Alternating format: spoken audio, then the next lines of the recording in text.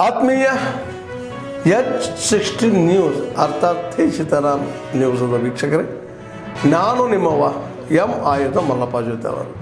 ತಾವು ಈಗ ಸುದ್ದಿಗಳ ಲೋಕಕ್ಕೆ ಎಂಟ್ರಿ ಹೊಡಿತಾ ಇದ್ದೀರಿ. ಈ ಸುದ್ದಿಗಳನ್ನು ಪ್ರತಿಯೊಂದು ನೋಡೋ ಜೊತೆಗೆ ನಿಮ್ಮ ಅಭಿಪ್ರಾಯಗಳನ್ನು ಹಂಚ್ತಾ ಇರಿ. ಯಾಕಂದರೆ ಈ ಸುದ್ದಿಗಳು ನಿಮಗಾಗಿ, ನಿಮ್ಮ ಬದುಕಿಗಾಗಿ, ನಿಮ್ಮ ವೈಚಾರಿಕೆಗಾಗಿ, ನಿಮ್ಮ ತಿಳುವಳಿಕೆಗಾಗಿಯೂ ನಿಮಗೆ ಗೊತ್ತು. ಜೊತೆಗೆ ನಮಗೂ ನಿಮ್ಮೊಂದಿಗೆ ಇದೊಂದು ಮಾತಾಡುವಂಥ ಜೊತೆಗೆ ಸುದ್ದಿಗಳನ್ನು ಬಿಡುವಂಥ ಕೆಲಸ. ಈ ಕೆಲಸದಲ್ಲಿ ನಾವು ನಿಮ್ಮೊಂದಿಗಿದ್ದೀವಿ ಅಂತ ಹೇಳ್ತಾ ನೋಡ್ತಾ ಇರಿ ಸುದ್ದಿಗಳನ್ನು.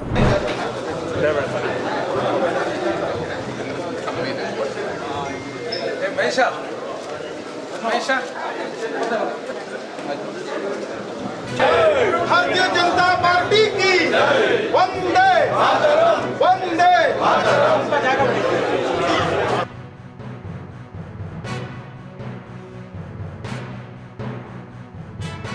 ರಾಜ್ಯ ಸರ್ಕಾರ ನಡುವೆ ಏನೇನಾಗ್ತಾ ಇದೆ ಅದೆಲ್ಲನೂ ಕೂಡ ಒಂದು ಚರ್ಚೆ ಆಗಿದೆ. ಇಟ್ಸ್ ಪ್ಯೂರ್ಲಿ ಕರ್ಟಿಸಿಯಾಗಿ ಇಲ್ಲಿ ಬಂದಿರತಕ್ಕಂಥದ್ದು. ಏನು ಇಲ್ಲಿ ಘೋಷಣೆ ಮಾಡೋ ಏನು ಎಲ್ಲ ಚರ್ಚೆಗಳು ಮಹತ್ವದ್ದು. ಸಂಘಟನೆ ಮತ್ತು ಮುಖಂಡರು ಇಲ್ಲಿ ಇವರು ಜನರಲ್ ಸೆಕ್ರೆಟರಿ ಬನ್ನುವಾಗ ಯಾವತ್ತೂ ಎಲ್ಲ ಚರ್ಚೆಗಳು ಮಹತ್ವದ್ದು. ಕಾಂಗ್ರೆಸ್ನವ್ರಿಗೆ ಭದ್ರತೆ ಬಗ್ಗೆ ಆರೋಪ ಮಾಡೋ ಯೋಗ್ಯತೆ ಇಲ್ಲವೇ ಇಲ್ಲ. ಅವರ ಆಳ್ತಾ ಇರುವಂಥದ್ದು ಸರ್ಕಾರಗಳು ನೋಡೋಕ್ಕೆ ಹೋದರೆ ಯಾವ ರೀತಿ ಭಯೋತ್ಪಾದಕರಿಗೆ ಇಲ್ಲಿ ಫ್ರೀ ಒಂದು ಬಾರ್ಡರ್ ಇತ್ತು ಅಂತ ಎಲ್ಲರಿಗೂ ಗೊತ್ತಿದೆ.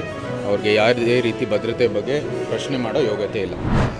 पक्की सरकारी for railways and Jal Shakti Shri V. So.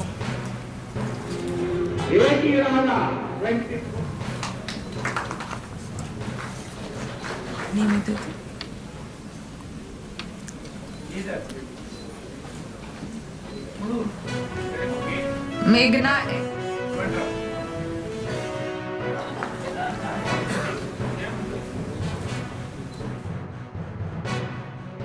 ಫಲಾನುಭವಿಗಳಿಗೆ SC/ST ಮತ್ತು OBC ಅವರಿಗೆ 70% ಮಹಿಳೆಯರಿಗೆ ಮುದ್ರಾ ಯೋಜನೆಯಲ್ಲಿ ಫಲಾನುಭವಿಗಳಿಗೆ ಅವಕಾಶವನ್ನು ಕಲ್ಪಿಸಿಕೊಡ್ತಕ್ಕಂಥ ವಿನೂತನ ಯೋಜನೆಯನ್ನು ರಾಷ್ಟ್ರದ ಪ್ರಧಾನಮಂತ್ರಿಗಳು ಈ ದೇಶಕ್ಕೆ ಸಮರ್ಪಣೆ ಮಾಡಿದ್ದಾರೆ. 2023ರಲ್ಲಿ ಪ್ರಾರಂಭವಾದ PM ವಿಶ್ವಕರ್ಮ ಯೋಜನೆ ಅಡಿಯಲ್ಲಿ ದೇಶಾದ್ಯಂತ ಸುಮಾರು 28 ಲಕ್ಷ ಫಲಾನುಭವಿಗಳಿಗೆ ಪ್ರಯೋಜನವಾಗಲಿದೆ. ಅದೇ ರೀತಿ ಕರ್ನಾಟಕ ರಾಜ್ಯದಲ್ಲಿ 1.09 ಲಕ್ಷ ಕುಶಲಕರ್ಮಿಗಳಿಗೆ ಈ ಯೋಜನೆ ಅಡಿಯಲ್ಲಿ ಸರ್ಕಾರದ ಪ್ರೋತ್ಸಾಹ ಧನವನ್ನು ನೀಡಲಾಗಿದೆ. ಉದ್ಯೋಗವನ್ನು ಸೃಷ್ಟಿ ಮಾಡ್ತೀನಿ ಅಂತ ಹೇಳಿ ಇವತ್ತು ಈಗಾಗಲೇ ಸುಮಾರು 2022ರಿಂದ 8 ಲಕ್ಷ ಜನ ಈಗಾಗಲೇ ಅಪಾಯಿಂಟ್ಮೆಂಟ್ ಲೆಟರ್ಸನ್ನು ತೊಗೊಂಡಿದ್ದಾರೆ. ಮುಂಬರುವ ದಿನಗಳಲ್ಲೂ ಕೂಡ ನಮ್ಮ ನೆಚ್ಚಿನ ಪ್ರಧಾನಮಂತ್ರಿಗಳಾದ ನರೇಂದ್ರ ಮೋದಿ ಅವರು ಏನು ಕಮಿಟ್ ಮಾಡಿದಾರೋ 10 ಲಕ್ಷ ಒಂದು ಯುವಕರಿಗೆ ಒಂದು ಅಪಾಯಿಂಟ್ಮೆಂಟ್ ಲೆಟರ್ ಕೊಡುವಂಥ ಭರವಸೆ ಈಡೇರಿಸ್ತಾರೆ ಅನ್ನೋ ಒಂದು ನಂಬಿಕೆ ಕೂಡ ಇದೆ. Secretary and Maninder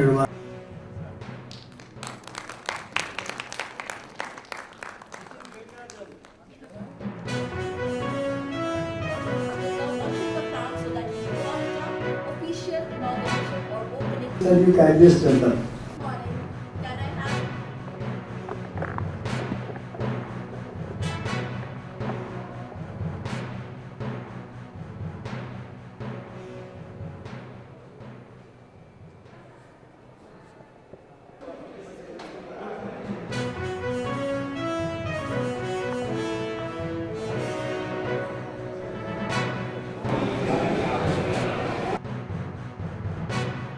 It will learn. Let me repeat, you don't have to teach, it will learn. And lot of it will work by itself, a small little gadget. It does not need any internet, so it actually learns. I think what we are showcasing today is a truly next generation technology today. We are not talking of the future. We are reinventing the future today. I think that is the exciting stuff. And that is what makes it so unique. To see that IIT alumni is taking up an initiative called Bharat Innovation Summit, wherein inviting the startups of the deep tech, inviting GCC, business leaders, corporates and us. And I think it's a very triangular equation getting set up here in Bangalore, which is a synonym of entrepreneurship and startup. What could be the most beautiful day with us when IP Day is there, Bangalore for hub of innovation, and the deep tech and all the corporate leaders coming together. Great event. I look forward to contribute more. I think we're talking about co-innovate. Let's see how we can take it forward from here. In Bangalore, in this IIT Center, IIT City Alumni Center, our focus has been to get VCs, venture capitalists, private equities to come, listen to these startups and try to select them and provide funding.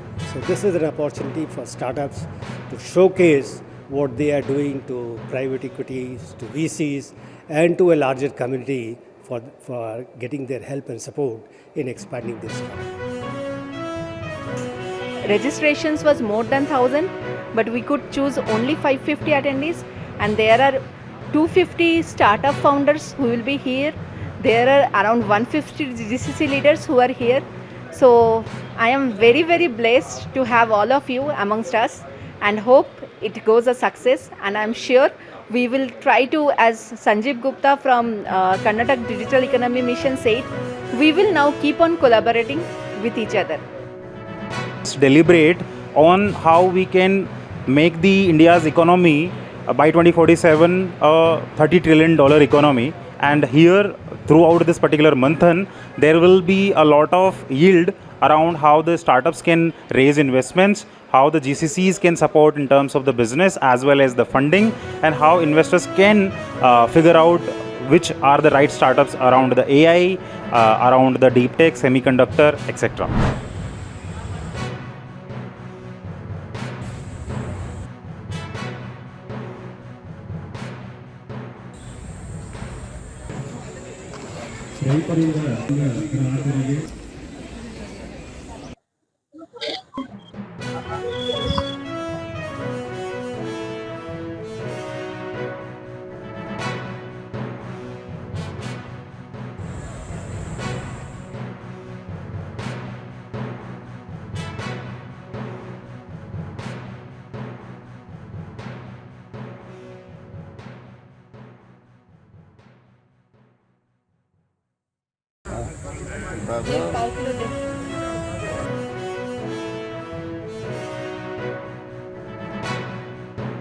Floriculture ಮೂರು ಮಾಡ್ತಾ ಇದ್ದೀವಿ. ಫ್ಲೋರಿಕಲ್ಚರ್ನಲ್ಲಿ Dutch rose ಜರ್ಬೇರಾ ಎಲ್ಲ ಮಾಡ್ತೇವೆ. ಈಗ ಮ್ಯಾಂಗೋನಲ್ಲಿ it's a very ಈಗ totally residue free and we are using protecting bags for our every ಫ್ರೂಟ್ಸ್ಗೆ. ಅಂದರೆ ಯಾವುದೇ ಕೆಮಿಕಲ್ಲು ಸ್ಪ್ರೇ ಆದ್ರೂ ಅದು ತಾಗೋದಿಲ್ಲ. ಆಮೇಲೆ ಇದರಲ್ಲಿ ಸ್ಪೆಷಾಲಿಟಿ ಅಂದರೆ ನಾವು ಹಣ್ಣೆಲ್ಲ ತೆಗೆದಾಗ ಮೆಚುರಿಟಿ ಫ್ರೂಟ್ಸ್ ಅಷ್ಟೇ ತೆಗಿತೇವೆ. ನಿಮಗೆ ತೆಗೆದು ದೆನ್ ರೈಪ್ನಿಂಗ್ ಯೂನಿಟ್ನಲ್ಲಿ ರೈಪ್ನಿಂಗ್ ಆಗುತ್ತೆ. ಇದು ಕಲೆಕ್ಟ್ ಮಾಡಬೇಕು ಅನ್ನೋದ್ರ ಬಗ್ಗೆ, ಜೇನು ಸಾಕಾಣಿಕೆಯನ್ನು ಯಾವ ರೀತಿಯಾಗಿ ವೈಜ್ಞಾನಿಕವಾಗಿ ಮಾಡಬೇಕು ಅನ್ನೋದ್ರ ಬಗ್ಗೆ, ಹಾಗೂ ಔಷಧೀಯ ಸಸ್ಯಗಳ ಬಗ್ಗೆ, ಇದರ ಬಗ್ಗೆಲ್ಲ ನಾವು ತರಬೇತಿಯನ್ನು ಕೂಡ ಕೊಡ್ತಾ ಬಂದಿದ್ದೇನೆ. ಹಾಗೆಯೇ ಜೇನಿನಲ್ಲಿ ಉಪ ಉತ್ಪನ್ನಗಳಾಗಿ ನಾವು ಸಾಧಾರಣವಾಗಿ ಒಂದು 15ರಿಂದ 20 ಪ್ರಾಡಕ್ಟನ್ನು ಕೂಡ ಮಾಡ್ತಾ ಇದ್ದೇವೆ. ಆನಂತರ ಪ್ರಪ್ರಥಮವಾಗಿ ನಾವು ಒಂದು ಲಿಪ್ ಬಾಮ್ ಅನ್ನು ಮಾಡಿದ್ದೀವಿ, ಮತ್ತು ಆನಂತರ ಲಿಪ್ಸ್ಟಿಕ್ ಕೂಡ ಮಾಡಿದ್ದೀವಿ. ಇದು ಜೇನಿನ ಮೇಣ ಹಾಗೂ ಕೊಬ್ಬರಿ ಎಣ್ಣೆ ಇದರಿಂದ ಮಾಡಿರ್ತಕ್ಕಂಥದ್ದು. ಮತ್ತು ಕಲರ್ಗೂ ಕೂಡ ನಾವು ಬೀಟ್ರೂಟನ್ನು ಬಳಕೆ ಮಾಡ್ತಕ್ಕಂಥದ್ದು, ನ್ಯಾಚುರಲ್ ಕಲರು. ಮಿಡಲ್ ಮ್ಯಾನೆ ಜಾಸ್ತಿ ಅದರ ದುಡ್ಡನ್ನು ತೆಗೆದುಕೊಳ್ತಿದ್ರು. ಅದನ್ನು ಕಡಿಮೆ ಮಾಡೋಕ್ಕೆ ರೈತರಿಗೆ ಅವರು ಸಹಿತ ಒಬ್ಬ ಫೈನಾನ್ಷಿಯಲ್ ಆಗಿ ಡೆವಲಪ್ ಆಗಬೇಕು, ಮತ್ತು ಅವರು ಮಾರಾಟಗಾರ ಆದ್ರೆ ಮಾತ್ರ ರೈತಿಕೆಯಲ್ಲಿ ಲಾಭ ಸಿಗೋ ದೃಷ್ಟಿಯಿಂದ ನಾವು ರೈತರಿಗೆ ನೇರವಾಗಿ ಫ್ರೀಯಾಗಿ ಸ್ಟಾಲ್ ಕೊಟ್ಟು ಅವರಿಗೆ ಮಾರಾಟ ಮಾಡೋಕ್ಕೆ ಸರಿ ನೈಸರ್ಗಿಕವಾಗಿ ಹಣ್ಣನ್ನು ಮಾಗಿಸಿ ಇದರ ಮಾರಾಟ ಮಾಡೋಕ್ಕೆ ಒಂದು ವ್ಯವಸ್ಥೆಯನ್ನು ಮಾಡಿದ್ದೀವಿ. ಆದ್ಮೇಲೆ ಎಲ್ಲ ಸುದ್ದಿಗಳನ್ನು ನೋಡಿದ್ರಲ್ಲ, ಏನು ಅನಿಸ್ತು ನಿಮಗೆ? ಇದರಲ್ಲೇ ನಿಮ್ಗೆ ಲೈಕ್ ಆಗಿರ್ಬೋದು, ಡಿಸ್ಲೈಕು ಆಗಿರ್ಬೋದು, ಕಾಮೆಂಟ್ ಬೇಡಪ್ಪ ಅಂತ ಅನಿಸಿರ್ಬೋದು, ಕಾಮೆಂಟ್ ಮಾಡಬೇಕಪ್ಪ ಅನಿಸ್ಬೋದು, ಶೇರ್ ಮಾಡಬಾರ್ದಪ್ಪ ಅನಿಸಿರ್ಬೋದು, ಅದು ಮಾಡಬೇಕು ಅನಿಸಿರ್ಬೋದು.